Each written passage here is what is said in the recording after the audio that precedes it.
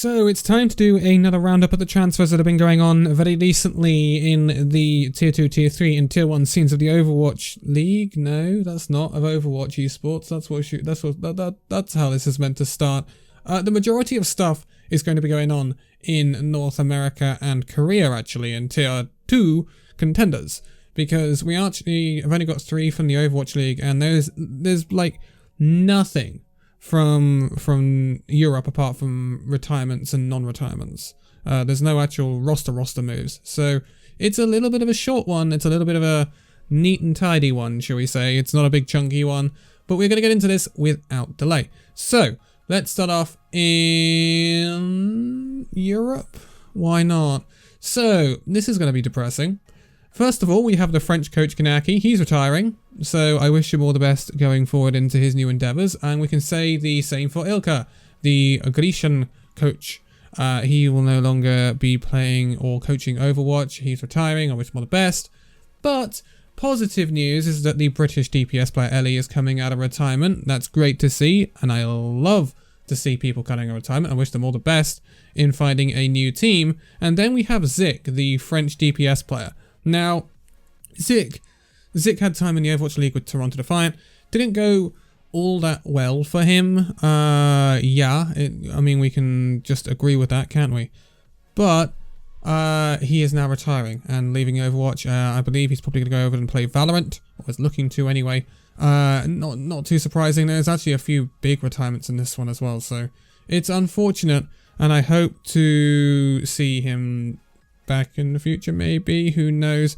Again, it's a bit rough when you get to the Overwatch League and you completely flatline, all like happened with Zik at Toronto Defiant. Really, he really didn't do anything. Anyway, now it's time to switch regions. Let's go to the Overwatch League. We normally do the Overwatch League last, and well, let's not do them last for once. 3 things have happened in the Overwatch League. 2 new people coming in to the Paris Eternal. This is all for the staff of the Paris Eternal, actually, so it's not too much going on there. But they have 2 people coming in, so this is actually 2 parts of the same thing, if you see what I mean.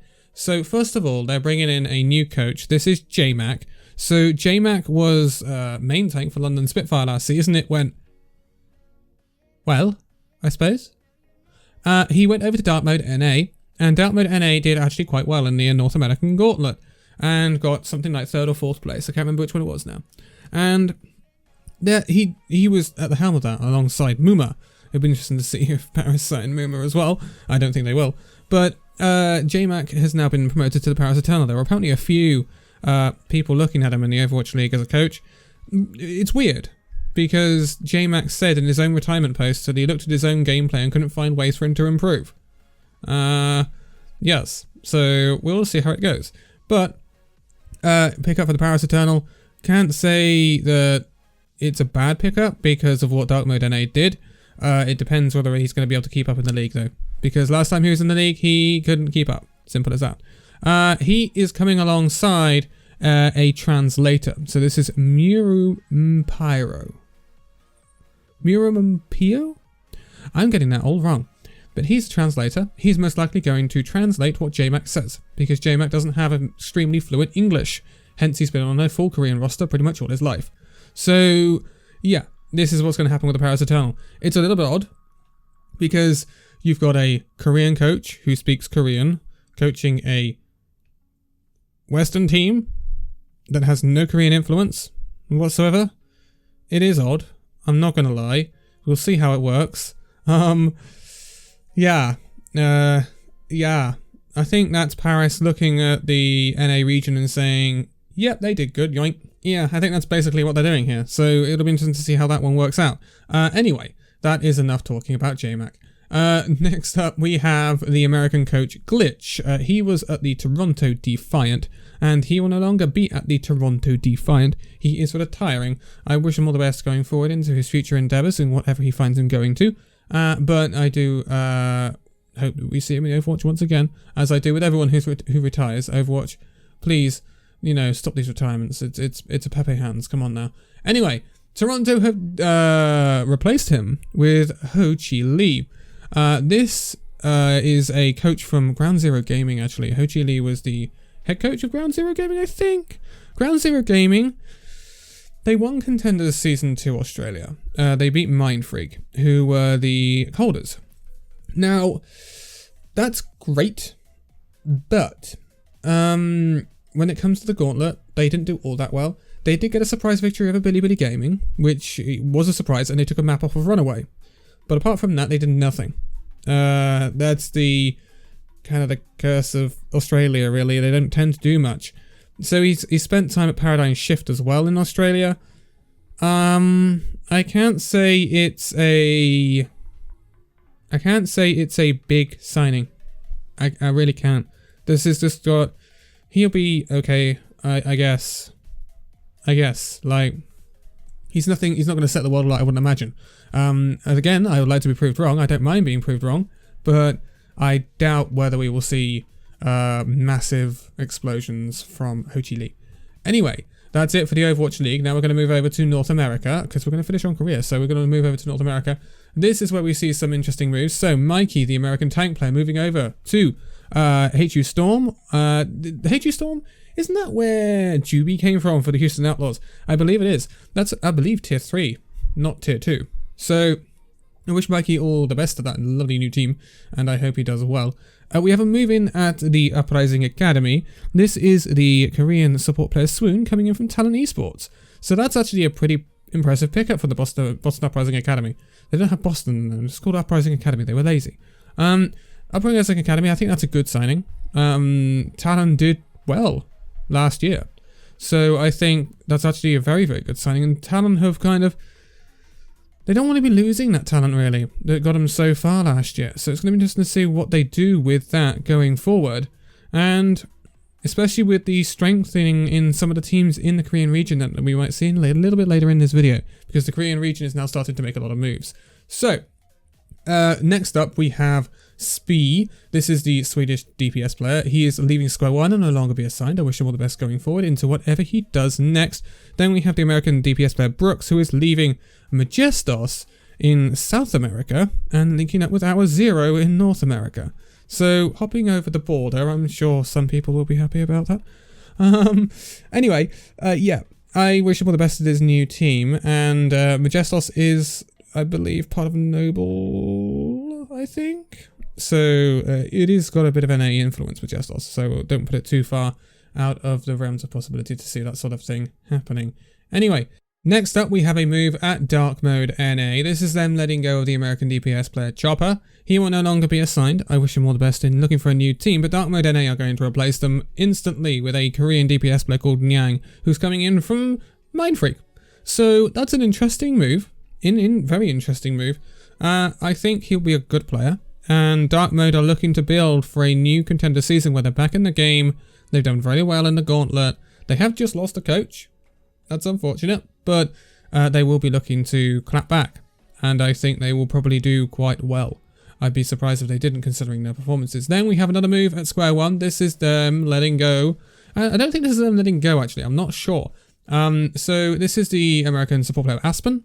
Aspen, she's been trying to grind for the Overwatch League. She's been in a couple of teams now, Revival, Square One, etc. And she's leaving Square One. I believe this is partly for through her own choice, which is interesting. And I wonder if she's got any other destination in mind. It'll be interesting to see what happens. I know there is a main support slot going free at a certain Overwatch League team right now. So again, we will remain to see what happens. But yeah, weird, not gonna lie, but Square One are overhauling, and so it's not too much of a surprise to see her moving. Anyway, moving on, and we have the Canadian DPS player Seeker coming out of retirement. That is lovely. We love to see a player coming out of retirement. I don't think anyone doesn't, so that's really, really good to see, and I wish him all the best in finding a new team. Then we see a lot of moves at Drifters. All of these are retirements for Drifters, actually, which is really unfortunate. So this is the Norwegian Norwegian tank player Dicod.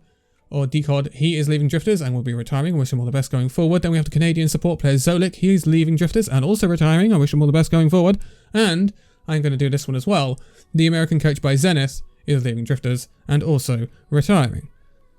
Oh boy, that was not fun, was it? Anyway, moving on, the last North American one, we've got the American DPS player Maxwell, who is leaving Hour Zero and will no longer be assigned. I wish him all the best in finding a new team after leaving Hour Zero, and I hope he does well in his future endeavours. Good luck to all of those retirements as well, because we don't like to see retirements, do we? Let's be honest. So, now we move over to our last region, which is Korea, and this is basically... yeah, this is a lot of outs. So, Talon Esports to start off with. This is their coach Sion, who will be leaving Talon Esports, and also their DPS player Arrow. Both will be becoming unassigned, and I wish them all the best going forward. Again, a lot of moves going on at Talon Esports, and I don't really like it, because they were doing so well, and I wanted them to be kind of consistent, and it doesn't appear they're going to be like that. However, 2 incomers to Owtru Blast. 2 players who you may have heard of. Yes, we're back at the London Spitfire, or the ex-London Spitfires, so let's say. This is Owtru and Sanguinar. So, Owtru is a DPS player. I actually rated him pretty well in London's roster last season. I think he did pretty well. Sanguinar, however, I think he had a stellar season for the London Spitfire, considering he's coming up as a rookie out of Gen.B or Gen.A or Gen goodness knows where. The Academy of the Academy of the Academy of the Academy of the Soul Dynasty and Gen.G. Somewhere. So... yeah, I really rate Sanguinar, and I thought he would get an Overwatch League place. He hasn't, but he has got a place at a top team in Korea at Owtru Blast. I think he will do very well, and I think Owtru will do very well, and they will have a great platform to build from to try and get back into the league. I do think they deserve another shot, and I think this is a great platform for them to show their quality. 2 retirements coming up from the Overwatch League, though, or well, what were Overwatch League players. First of all is the Korean support player Badosin. He is leaving and will be retiring from Overwatch. He's had a great career. He has an Overwatch League title. No one can take that away from him. And he is now stepping back from the Overwatch scene. I wish him all the best going forward. And it is a sad, sad day to see him go. And then we see also the Korean DPS player Who Are You leaving and retiring as well. I believe an old member of Lunatic High. So that is sad to see. Very sad to see. We saw Who Are You all the best going forward. He didn't have a massive appearance for the New York Excelsior in his last shot at the league. And then we have a bunch of outgoers. So this is at Team Diamond. This is the support player Half, the tank player Jasper, the 2 DPS players Alpha Yi and AIM or A1M, all leaving Team Diamond. I wish them all the best in finding a new team, and I'm sure they will in time. Then Team BM, they've let go of 2 Korean DPS players as well. This is Haven and Sung Chan. They will all be leaving, and I wish them all the best going forward. And then all the way back to Talon Esports, where we see the DPS player Stella leaving Talon Esports and no longer be assigned. Again, more movements going on at Talon Esports, movements that we perhaps don't want to see. Stella was with Boston Uprising originally in the Overwatch League, and Toronto Defiant as well. So, yeah. I wish all the players that are retiring the best in going forward and what they do. And there's a lot of movements here. It'd be interesting to see how Talon come off. But I really rate the way this Owtru Blast side is building for the new contenders season.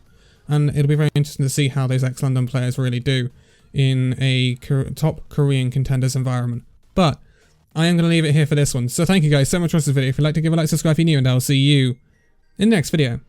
See you then.